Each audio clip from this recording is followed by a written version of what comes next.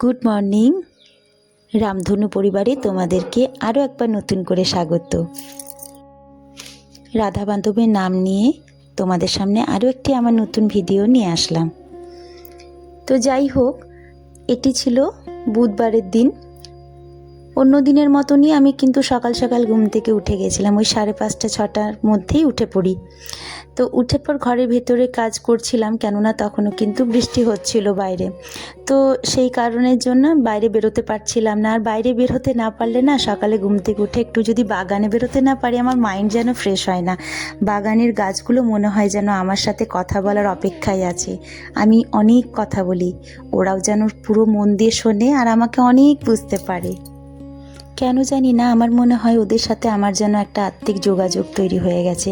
ওরা আমাকে যতটা বোঝে আমি ওদেরকে ততটা বুঝি। ওরা কখন ওদের কি পরিচর্যা লাগবে, ওদেরকে কতটা সেবা যত্ন লাগবে, সব যেন বুঝতে পারি। তো যাই হোক, বৃষ্টিটা একটু বাদে কিন্তু থেমে যাবার পরেই কিন্তু আমি বাগানে বেরোলাম। বাগানে বেরিয়ে দেখি আমার গাছগুলো কিন্তু একদম সুন্দরভাবে সেজে উঠেছে, ভরে ভরে ফুল দিয়েছে। তো সকালে প্রথম কাজই আমার থাকে বাগানে বেরিয়ে আগে ফুলগুলো তুলে নেওয়া। তো আমি সেরকম একটু দেরি হয়ে গেছিলো, যেহেতু বৃষ্টি পড়ছিল। তখন বাজে প্রায় 7টা 7:30, তখন আমি ফুলগুলো তুলে নিলাম। তো এটা একটা আমার ভীষণ একটা প্রিয় কাজ, যে নিজের বাগান থেকে ফুল তুলে পুজো করাটা।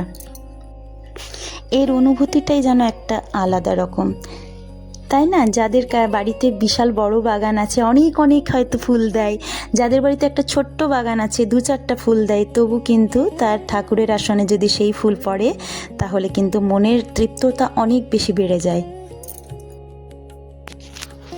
তো ফুলগুলো তুলে পিসুমণিকে বলছিলাম, পিসুমণি ফুলগুলো ধুয়ে একটু তুমি কিন্তু ঠাকুরের ওখানে রেখে দিও। কিন্তু পিসুমণি বলল, না বাবা, তুমি কি অন্যদিন ফুল ধুয়ে পরে ঠাকুরকে দাও? আমি বলছি হ্যাঁ। বলছে একদম। আমি যে কাদা অনেক কিছু লেগে থাকে, তো নোংরা টোংরা লেগে থাকে, অনেক ফুল তার ফুলের উপর পড়ে। বলছে এটা একদম করবে না, ফুল যখনই ধুয়ে নেবে তার বিসর্জন হয়ে যায়। জানি না কথাটা কতটা ঠিক কতটা বেঠিক, এখানে অনেক রকমের অনেকই মন্তব্য হয়তো করবে তোমরা, কিন্তু আমার পিসিমণি যেহেতু আমাকে এটা বললো, আমি মনে করেছি সে তো অনেক দিন আগের থেকেই পুজো করছে, আমার অনেক আগে অনেক বেশি কিছু হয়তো জানে, তার জন্যই আমাকে বলেছে, আমি সেটা মেনে চলবো। তো আমি আর ফুলটা ধুলাম না, আমি যেয়ে পরে একদম সোজা কিন্তু রেখে দিলাম ঠাকুর ঘরে। এরপর পিসিমণি বলল কি, যে আজকে তো রেশন আনতে যেতে হবে, তাহলে তুমি একদম পুরো উঠানটা ঝাড়ু দিয়েই তুমি বেরো। আমি একদম উঠান ঝাড়ু দিলাম, তারপরে রেশন আনতে যাওয়ার জন্য বেরিয়ে পড়লাম। তো বাইরে বেরিয়ে দেখছি আমাদের রাস্তাটার পাশে, দুই পাশে এত সুন্দরভাবে গাছগুলো, মানে এগুলো আগাছা প্রত্যেকটাই, হয়তো কিছুদিনের মধ্যে ওই মানে হসপিটালের ইয়ের থেকে কেটে দেবে, কিন্তু তার আগে এত ভালো লাগছিল, আমি তোমাদের সাথে না শেয়ার করে পারলাম না। এটা আমাদের বাড়ির রাস্তা থেকে মানে রেশন দোকান যাওয়ার রাস্তাটা। তো আমি পৌঁছে গেছিলাম প্রায়, মানে যেখানে রেশন দোকান সেখানে।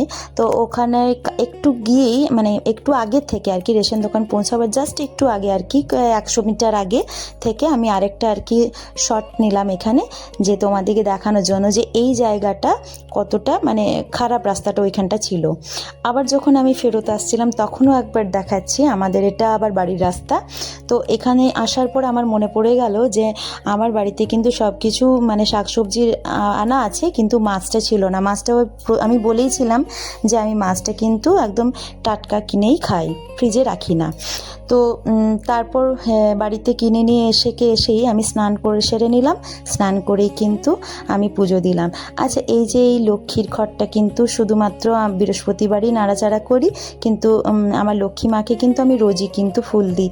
এটা দেওয়া ঠিক কি না ভুল আমি জানি না, কিন্তু আমার মনে হয় একটু সাজিয়ে রাখলে ভালো লাগে এবং লক্ষ্মী মাও হয়তো খুশি হবে। যদি এটা আমার ভুল হয়ে থাকে অবশ্যই কিন্তু কমেন্ট করে জানিও। তোমরা অনেকে হয়তো অনেক কিছু জেনে থাকবে যেটা আমি জানি না, সেটা তোমাদের কাছ থেকে অবশ্যই আমি শিখে নেব। তো আমার লক্ষ্মী মাকে সাজানোর পর কেমন লাগছে তোমরা অবশ্যই জানাবে। তারপর পুজো সেরে আমি কিন্তু সোজা চলে গেছি কিন্তু রান্নাঘরে।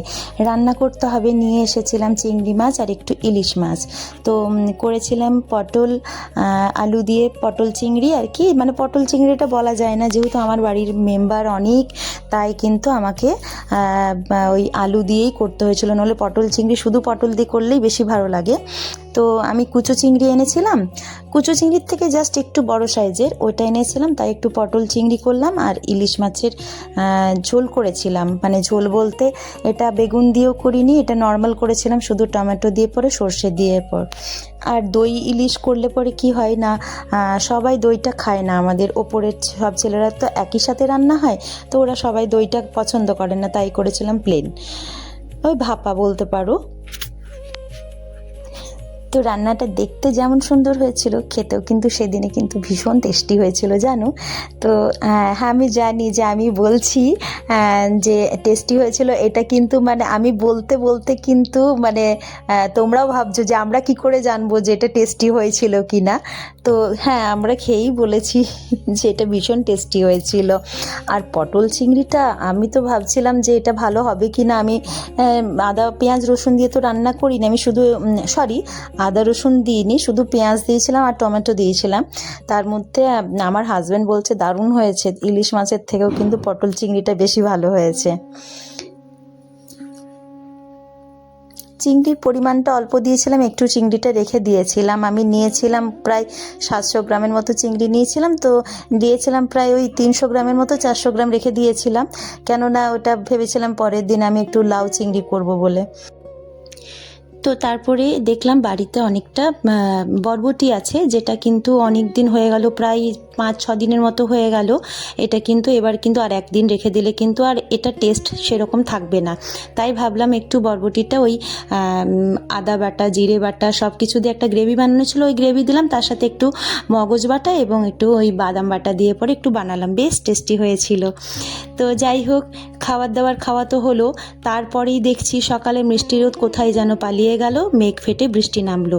কি বৃষ্টি, ওরে বাপরে! আমার না বৃষ্টিতে কি হয়, এই উঠোনটা না দেখো কীরকম যেন শ্যাওলা শ্যাওলা হয়ে গেছে।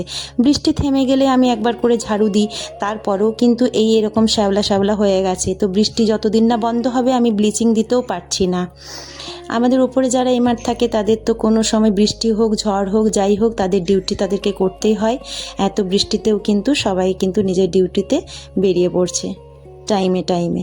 তো আমার তো আর কিছু করার ছিল না, আমি টিউশনে যেতে পারলাম না, বাড়িতে বসে কিছু হ্যান্ডক্রাফটের অর্ডার ছিল, সেগুলোই কিছু হয়েছিল কমপ্লিট, আর কিছু বাকি ছিল সেগুলোই করছিলাম, এবং সেগুলো কিন্তু তোমাদের সাথে একটু করে শেয়ার করে নিলাম। ভিডিওটা বেশি দূর বাড়াচ্ছি না। তো তোমরা সবাই ভালো থেকো, সুস্থ থেকো, আনন্দে থেকো, তোমাদের সাথে আমার গল্প আবারও হবে আগে।